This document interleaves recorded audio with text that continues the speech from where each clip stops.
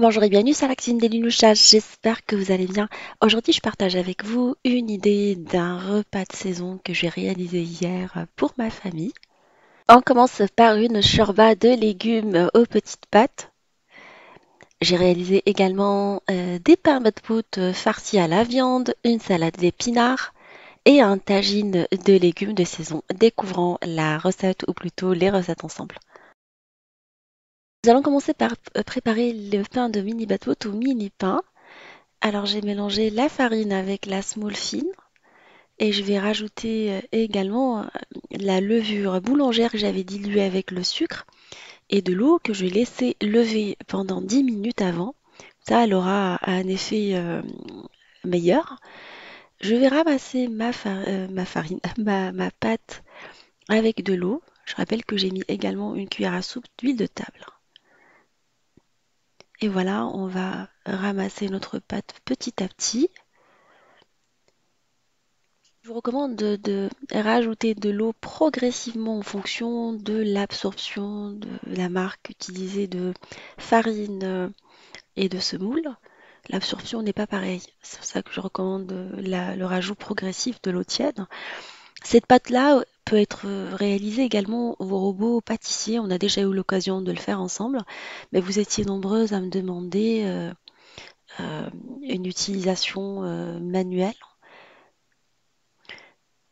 Voilà, continue à la ramasser en raclant les bords. Et je fais en sorte qu'elle soit sèche, qu'elle soit pas très très molle quand je la ramasse.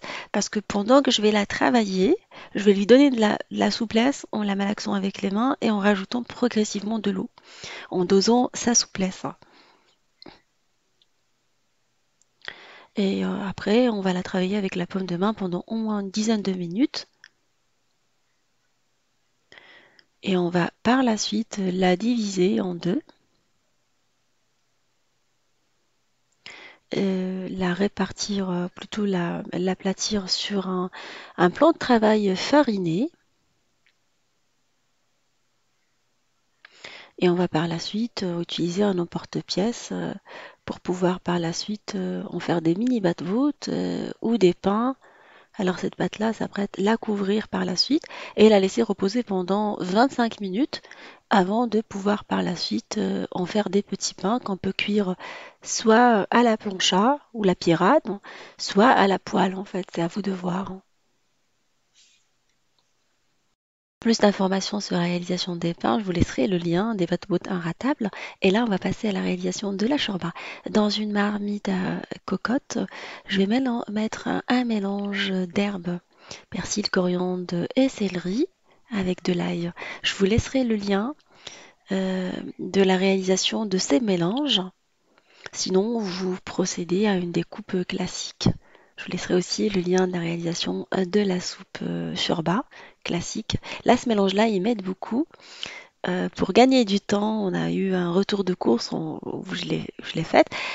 Je mets également de l'oignon, des petits morceaux de viande. Alors, j'ai utilisé du collier d'agneau qui se mélange très très bien avec le shorba, qui se marie très bien avec la shorba. Et je laisse le tout colorer avec un peu d'huile d'olive. Je n'ai pas mis d'huile d'olive parce que le mélange utilisé contient de l'huile d'olive. C'est pour ça que je le fais. C'est comme ça que je le garde, je le conserve. Une courgette râpée, ainsi que la pomme de terre râpée ou râpe légumes classique. Vous pouvez mettre de la carotte si vous souhaitez. Mais ma belle-mère d'origine algéroise m'a conseillé d'utiliser pour ce type de shorba que de la courgette et de la pomme de terre. Et on laisse colorer le tout à feu moyen.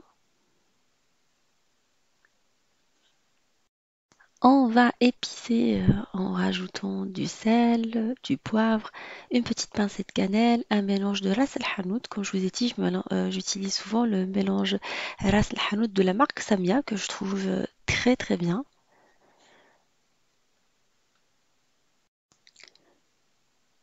Et après la coloration de la viande, je vais rajouter par-dessus du concentré de tomate. Alors, entre-temps, j'ai mis un tout petit peu de curcuma. Alors, je vous laisserai également en barre d'infos les épices utilisées. Alors, le concentré de tomate utilisé est en maison. Si vous tapez concentré de tomate Linoucha, sinon je vous laisserai le lien en barre d'infos, vous allez le trouver. Si vous n'avez pas l'envie de le faire, vous pouvez utiliser un concentré de tomate acheté dans le commerce. Des pois chiches trempés la veille. Moi, je les congèle. Dans le retour de course que j'avais fait juste avant le ramadan, les préparatifs du ramadan, je vous ai montré comment conserver les pois chiches. Comme ça, vous les avez dans le congélateur à portée de main pour l'utilisation de la shorba, des tagines. C'est assez pratique parce que le temps de repos est en 12 heures. Comme ça, ça se conserve très très bien. Après la coloration de la viande, ça m'a pris un quart d'heure à feu moyen. Je vais arroser avec de l'eau. Je vais rajouter également un coulis de tomate. Pareil, coulis de tomate fait maison, selon ma recette. Ou vous utilisez un coulis de tomate acheté dans le commerce.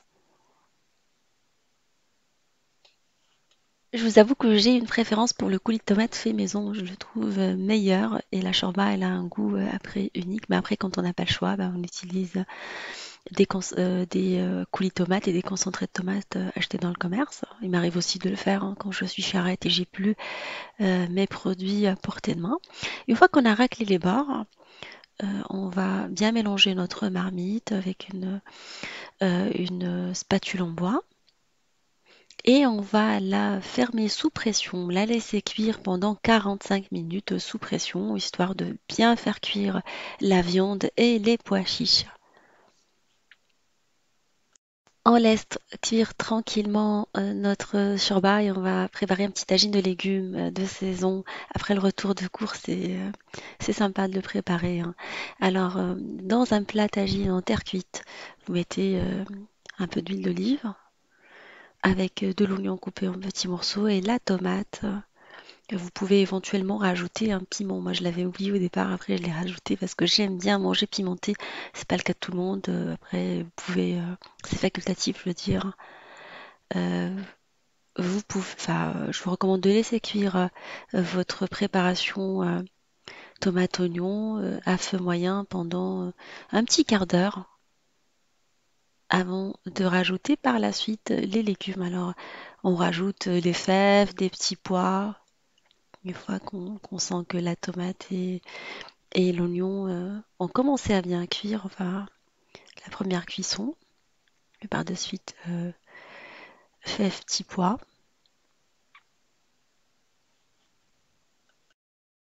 On met quelques bébés carottes, sinon vous coupez la carotte en tronçons. Moi, je l'ai acheté sous vide chez Martin Spencer. On en trouve au grand frais. On va rajouter d'autres légumes par-dessus, enfin les légumes de votre choix. De la courgette, on met également de la pomme de terre si on souhaite. J'ai mis du fenouil découpé en tronçons. Enfin, vous le coupez en 8, en 2, puis en 4. Vous venez le déposer par-dessus avec de la courgette également. Enfin, quand vous la nettoyez, pareil que pour le couscous, vous laissez quelques bandelettes. Une fois que vous la râpez, enfin vous enlevez la peau. Si vous l'achetez bio, vous pouvez laisser le tout. Et voilà, vous décorez joliment votre tagine. Pour le bouillon, je vais mettre dans de l'eau, dans 20 centilitres d'eau, quelques épices, curcuma, ras el hanout, ainsi que du gingembre et du sel.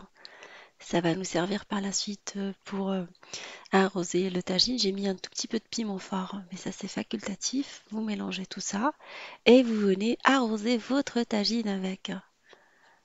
On répartit partout.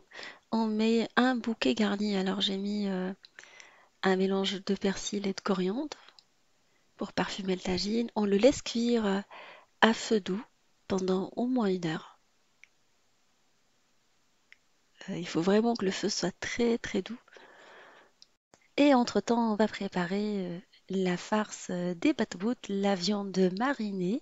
Alors j'ai découpé un oignon finement, enfin pas très très fin, moyen, avec un piment. J'ai mis quelques morceaux de viande. Alors vous choisissez du steak de bœuf par exemple, du veau, L'essentiel, c'est que la viande soit tendre et cuite rapidement. Alors, on mélange tout ça avec un mélange persil et coriandre que j'avais réalisé pendant le ramadan avec de l'ail. Sinon, vous mettez de l'ail et du persil et de la coriandre hachée. Comme c'est conservé déjà dans de l'huile, je ne vais pas mettre de l'huile. On va épicer, met du sel et on met d'autres épices après. Du vinaigre pour rendre la viande très tendre. Du vinaigre classique, hein. J'ai pris de la marque Samia. On va mettre également de la slahanout, marque Samia toujours. Du piment doux, du piment fort, un peu de cumin. On va mélanger dans la poêle en terre cuite, plutôt en pierre directement. On peut le réaliser dans le tagine en terre cuite si on souhaite.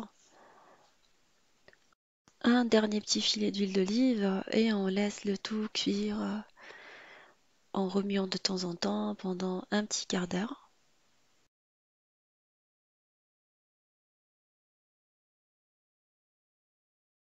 Après la cuisson, on va ouvrir nos petits pains et on va venir les farcir avec cette préparation. On peut mettre une petite feuille de salade si on souhaite pour apporter de la fraîcheur. Voilà. On peut également mettre tartiner avant de l'harissa ou de la sauce algérienne avant dans les petits pains.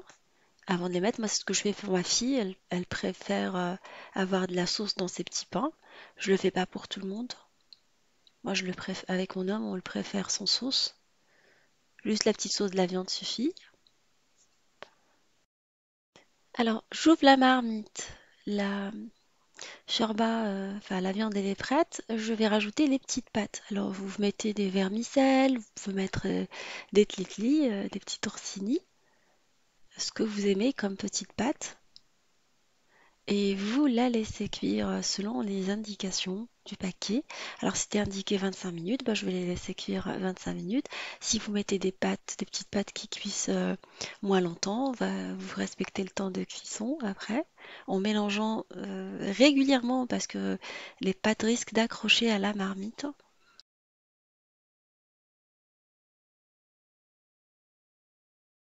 Entre-temps, je vais réaliser également une petite salade de saison d'épinards à la marocaine. Normalement, on la prépare avec de la mauve, une herbe sauvage, mais si vous la trouvez pas, vous la réalisez avec les épinards que je vais découper en petits morceaux et que je vais faire cuire à la vapeur.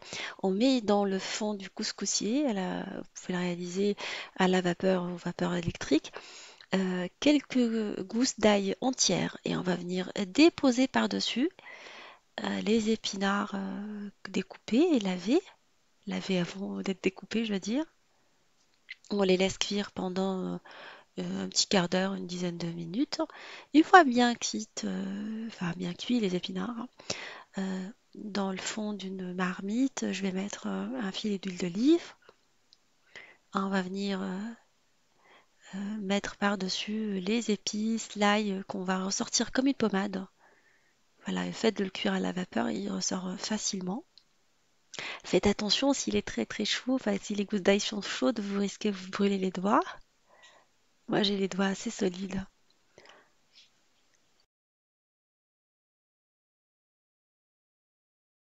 Je rajoute également de l'ail pilé, en plus de l'ail qu'on a. C'est un plat où on met beaucoup d'ail. C'est ce qui va donner de la saveur. On fait colorer l'ail qu'on a mis dans l'huile d'olive en l'écrasant dans un premier temps. Et on va venir rajouter les épinards cuits à la vapeur. Comme je vous ai dit, la recette de base est réalisée avec la mauve. Je l'ai vu la dernière fois au marché d'Argenteuil. Je l'avais acheté. Je vous réaliserai une vidéo avec. En général, c'est les légumes de saison riches en vitamine C qui viennent booster nos énergies parce qu'on a une baisse de tonus pendant l'hiver. Je rajoute également du persil et de la coriandre hachée. Je le laisse à la fin, comme ça apporte de la fraîcheur à ce plat-là. On va déglacer avec du jus de citron, le jus d'un citron entier. Et on va épicer avec du piment doux, du piment fort et du cumin. C'est un peu comme la charmoula. C'est une sauce charmoula classique comme pour les poissons. On met toujours les mêmes épices et le citron. Et on laisse notre préparation cuire à feu moyen en la remuant de temps en temps pendant une petite dizaine de minutes, histoire qu'il n'y ait plus d'eau, qu'elle dégorge de l'eau. Et voilà, c'est prêt, ça a changé de couleur. C'est moins vert, c'est vert foncé, c'est vert militaire. On va après ajuster le sel. Moi, je le mets le sel à la fin. Comme j'ai mis du citron, je préfère ajouter le sel vraiment à la fin, une fois que j'ai goûté. Un refilet d'huile d'olive.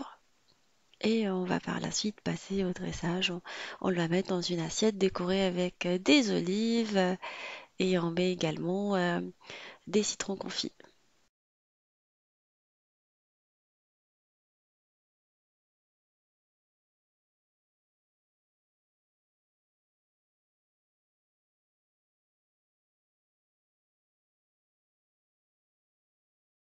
Et voilà, on passe à table. J'ai tout servi dans un service en terre cuite. C'est pas vraiment un service, j'ai essayé d'assembler les choses.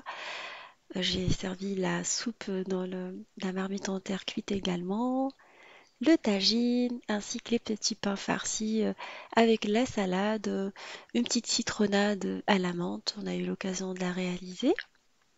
Ça booste également l'organisme en vitamine C. J'espère que cette suggestion de recette vous fera plaisir et fera plaisir à vos familles et vos amis. Moi, j'avais une amie qui est passée hier, du coup, je voulais lui faire un petit repas marocain. Et on se retrouve sur la cuisine de Linoucha avec des nouvelles recettes, un nouveau voyage culinaire et à bientôt.